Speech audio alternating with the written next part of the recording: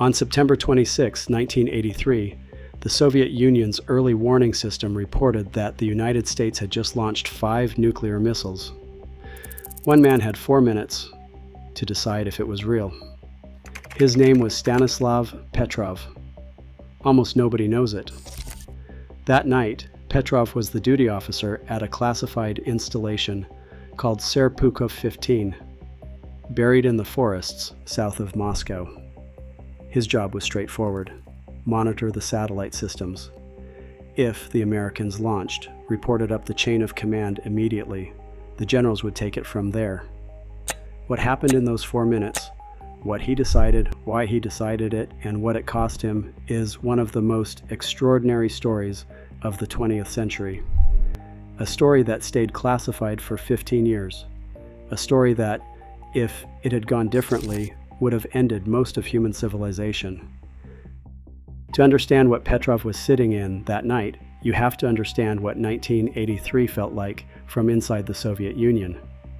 The Cold War had been cold for decades, but 1983 was something else. In March, Ronald Reagan had delivered a speech calling the Soviet Union an evil empire, not diplomatic language, but the language of a man who meant it. 3 weeks before Petrov's shift, Soviet air defense jets had shot down Korean Airlines Flight 007, a passenger aircraft with 269 people aboard, after it drifted into Soviet airspace. The world's fury was directed squarely at Moscow. Inside the Soviet military, the mood was something close to genuine fear.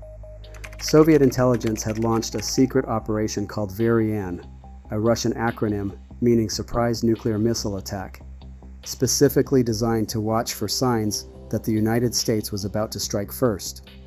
Analysts were trained to look for small indicators, sudden changes in United States military activity, unusual communication patterns, lights on in government buildings in the middle of the night. The working assumption at the highest levels of the Soviet military was that nuclear war was not a distant possibility. It was a question of timing. This was the world Stanislav Petrov was sitting inside when the alarm went off. The Soviet OCO satellite system had been designed to monitor the American Minuteman missile fields from orbit, a network of infrared sensors capable of detecting the heat signature of a rocket engine firing from space. It was new technology, expensive and ambitious, and it had not been fully proven under all operational conditions. At just past midnight on September 26, the system registered a launch. One American missile, rising from a base in the United States and tracking towards Soviet territory, then a second, then 3 more. 5 Minuteman missiles, the readout said. 5 nuclear warheads, heading east. The alert lights went from yellow to red. The sirens went off. The men in the room looked at Petrov. Protocol was clear. An alert of this magnitude required immediate reporting to the Soviet military command. From there, the decision would go to the political leadership, who had their own countdown to work with. If they believed the attack was real, they would authorize a retaliatory launch. Hundreds of Soviet warheads would be in the air within minutes. The Americans would detect them. Their own systems would respond. No one had ever worked out exactly how many people would die in a full nuclear exchange between the superpowers. Estimates ranged from hundreds of millions to, accounting for the resulting nuclear winter, most of humanity. Petrov had 4 minutes. He looked at the readout, 5 missiles. He thought about that number. This was the thing that did not sit right with him. If the United States was going to launch a nuclear first strike against the Soviet Union, they would not send 5 missiles. Every military planner on both sides understood the same basic logic. A first strike only makes sense if it is overwhelming. You target everything simultaneously: missile silos, command bunkers, communications infrastructure, and leadership. You leave nothing capable of firing back. You don't announce your intentions with 5 warheads aimed at a country that has thousands of its own in the ground. 5 missiles could not destroy the Soviet nuclear arsenal. 5 missiles could not prevent retaliation. 5 missiles looked like exactly what they probably were: a mistake. He also knew the OCO system had a problem. It was reading data from a single satellite, using a method that had never been fully validated in actual combat conditions.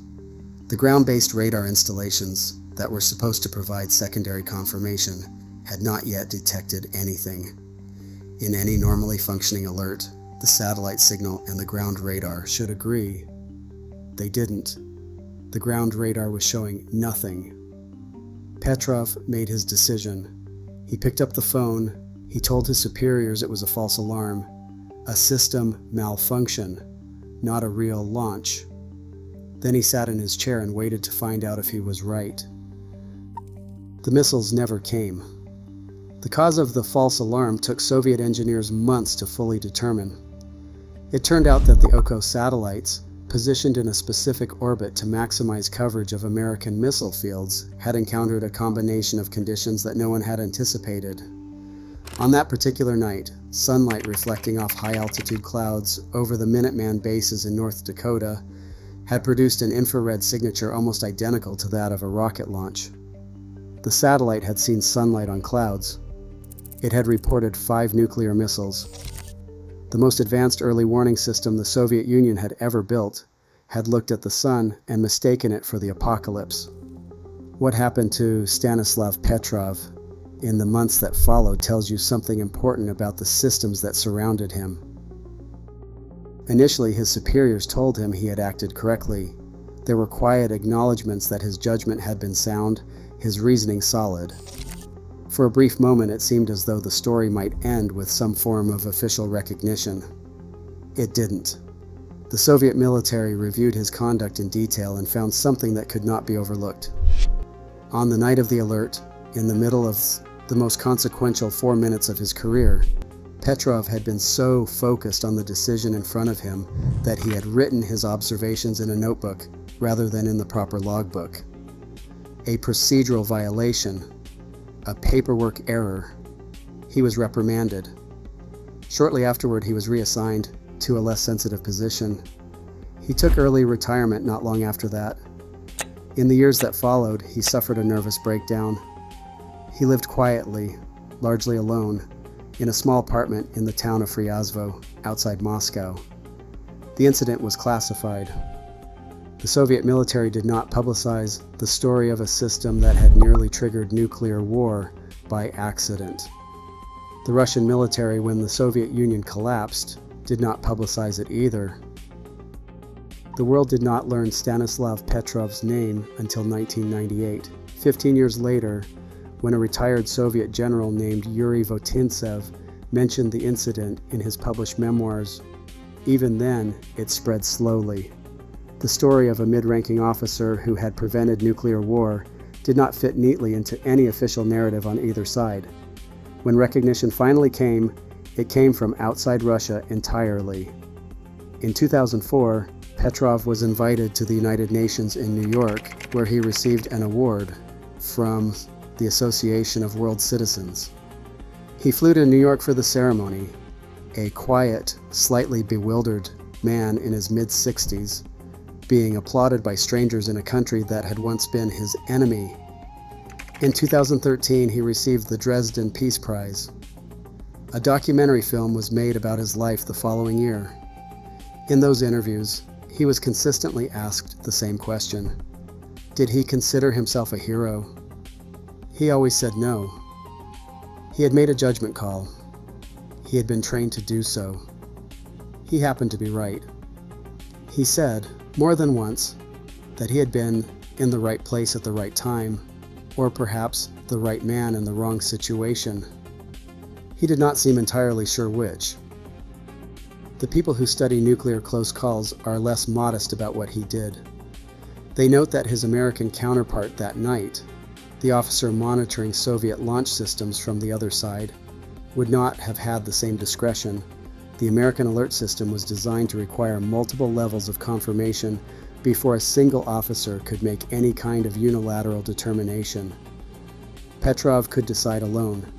He was trusted, by the structure of the system he worked inside, to make a judgment that no one else in that room was authorized to make. He made it. He lived the rest of his life in an apartment in Ryazvo. on a pension that his friends later described as barely adequate, while the world he had quietly saved got on with its business. On May 19, 2017, Stanislav Petrov died. He was 77 years old. His death went unnoticed for months. A German journalist who had been trying to reach him for an interview eventually made enough calls to find out what had happened. There is no monument to him in Russia, no street named after him, no official acknowledgement from the military that employed him for the most important 4 minutes in the history of the Cold War. He made the right call. He went home. And the world, without knowing it, carried on. Every week we uncover a war the world forgot. Subscribe so you never miss a forgotten story. Let us know in the comments. Had you ever heard of Stanislav Petrov before? Or is there another forgotten hero from history we should cover next?